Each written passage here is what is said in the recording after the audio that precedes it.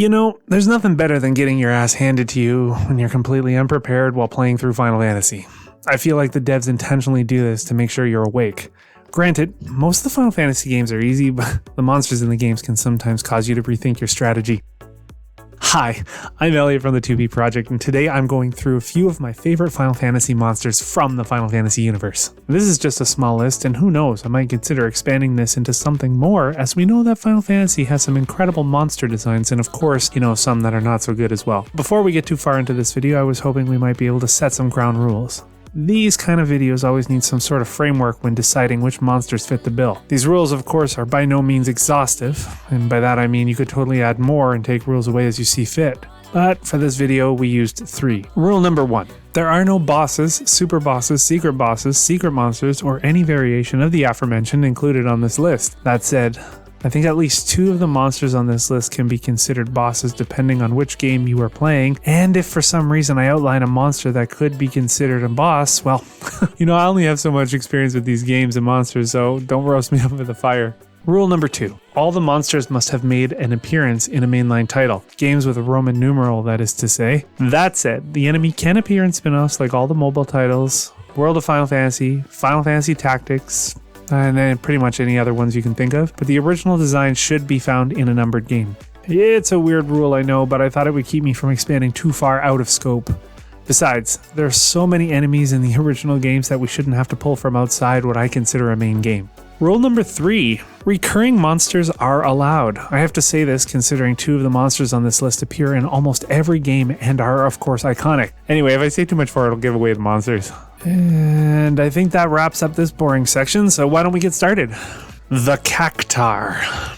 Aside from their obvious recurring presence in all of the Final Fantasy games, I really had to think about which version of these little green guys were my favorite. They are in almost every Final Fantasy game. Like most of you, I've played through every stinking game, and I think I'm going to go with the one from Final Fantasy VI, largely due to its first appearance in the series, and of course, Final Fantasy VI is my all-time favorite Final Fantasy game. In terms of description, well, they're pretty easy to identify. I mean, you just look for a small green cactus with arms, legs, a few quills on the top of his head, and 3 black dots for a face. I often wondered about the face myself. Apparently it holds some sort of cultural significance as they depict the Haniwa, Japanese terracotta clay sculptures used in rituals or as funerary objects around mounded tombs during the Great Burial or Kofun period. The Kofun were built by the imperial family and members of the ruling classes as tombs for the noble, the elite, and the powerful during this era. If you're interested in this kind of thing, I've added some links in the description box below, and you can also do a quick search on Google. In order to find the elusive cactus guy, you need to be wandering around in a small desert near the village of Miranda. Now, you might be asking me, why would you be wandering around in a desert with a village so close is beyond me, but that's where you'll find numerous random encounters, and if you're lucky enough, the Cactuar. One thing I might add is that in the Game Boy Advance version, if you fight and kill, I think it's 10 Cactuars or something like that, you'll get an opportunity to fight the Gigantar, which drops Cactuar Magicite. For those of you that don't know or who haven't played Final Fantasy VI, gives your character the ability to summon creatures to do your evil bidding. Getting that Magicite though won't be easy, however. They have this skill called 1000 Needles. This skill alone can often mean the difference between life and death, especially if you're underprepared or not properly healed. I'm just saying, I wouldn't want to get hit by that many needles. I'd probably end up looking like Pinhead afterwards. On top of that, you can't hit them. They're super quick and have high defense. At least they have a low amount of HP, so if you do manage to get in a hit, it usually kills them. All you can do is hope and pray that you land a lucky hit before they ejaculate needles. Wait, what? Did you know that in the waning years of the PlayStation's life cycle, Squaresoft, not Square Enix, because we're thinking, back in the 90s here, released the Final Fantasy Anthology, and included in that game, in that anthology, is a bestiary feature embedded within the game itself. It basically allows you to look at all the monsters in the game that you've encountered, or, I might be a little mistaken there, but regardless, the original Japanese native translator had described Cactuar as it ejaculates needles. Here in North America, I can tell you right now that description would have not gone over too well, considering, Anyway, good thing they had help from a dude by the name of Alexander Smith on localization and translation, as they were able to fix that description going forward. The Tonberry. Just kidding, guys. The Tonberry. If you don't know already, these little guys first appeared in Final Fantasy V as random monsters in a location called Istory Falls? I'm not sure. This location is full of spoilers, so I won't even talk about that area or this particular point in the story, but just know that these buggers make your life hell. Did I mention that the Tonberry was one of my favorite monsters too? To be more specific, my favorite variant is the one from Final Fantasy VIII. Yeah, I realized I just talked about Final Fantasy V, but first appearances aside, the ones from Final Fantasy VIII are much more animated, and besides, you get to fight like 20 Tonberries to spawn the Tonberry King. That shit's a thrill. Yeah, I'm not psychotic or masochistic, I promise.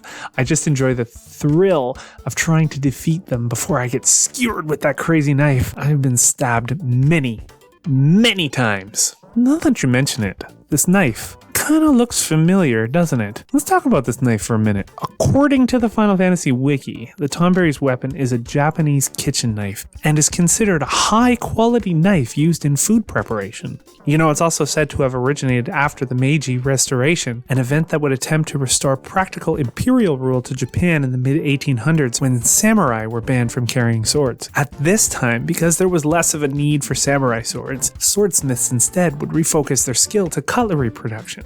I mean, why not? The knives produced from this era were traditionally sharpened and angled on one side, with the other side being flat. If we take a careful look at Tonberry's knife, we can see that he holds it in his right hand, and the blade is actually angled on the right. According to an article from the New York Times, this seems to fall in line with the actual Japanese kitchen knife, as most were prepared to be used in the right hand, with left-handed knives being more rare. A single front-sided blade is said to make finer, cleaner cuts than a double-edged blade. This leads me to believe that the Tonberries in general may in fact be experts in swordsmanship or even swordsmithing. Anyway, that about wraps it up for the two most iconic monsters in Final Fantasy. Let's now take a look at one monster that you may have overlooked while playing through Final Fantasy IX, the Armstrong. Not to be confused with the guy from Full Metal Alchemist. When I first encountered this monster, it was while I was just trying to grind out some gil in the overworld before heading to Hiver. With Armstrong's counter cannon and Matra Magic, it literally destroyed my life in the first battle while I was underprepared. I rarely get killed by trash mobs, but hey, that's what happened. Like, what can I say? Listen to me talking as if you know exactly what Hiver is and where this guy is found. Hiver is located on the Forgotten Continent, which is the westernmost continent of the four main continents comprising Gaia in Final Fantasy IX. I won't go into detail about the world map, but just know it's located here. Many of the locations on the Forgotten Continent are inaccessible until you get air travel. Thus, it's no wonder why we haven't seen anything like the Armstrong before, since it is after all on a continent coined as Forgotten. More importantly, this monster is actually found all over the place on the Forgotten Continent. It's not rare by any means, but certainly the most colorful and best looking one. They are said to be found in the Blair Surpass Plains and Seaways Canyon, which can be found here and here. Again, I'll draw your attention to the Final Fantasy Wiki. The continent is also said to be devoid of intelligent life. I believe that everything that is living is considered to have some sort of intelligence. After all, even insects as simple as an ant are surprisingly complex and intelligent. One study actually noted that ants use a variety of cues to navigate, such as the sun position, polarized light patterns, visual panoramas, gradients of odors, wind direction, slope, ground texture, step counting, and more.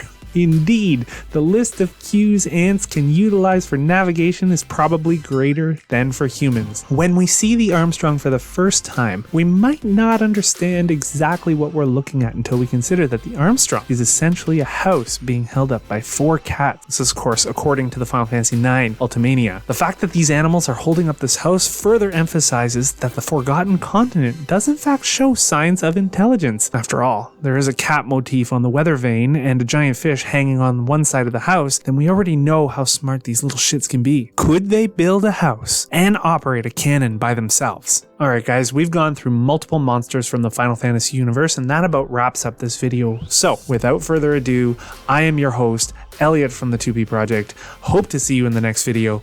2P out.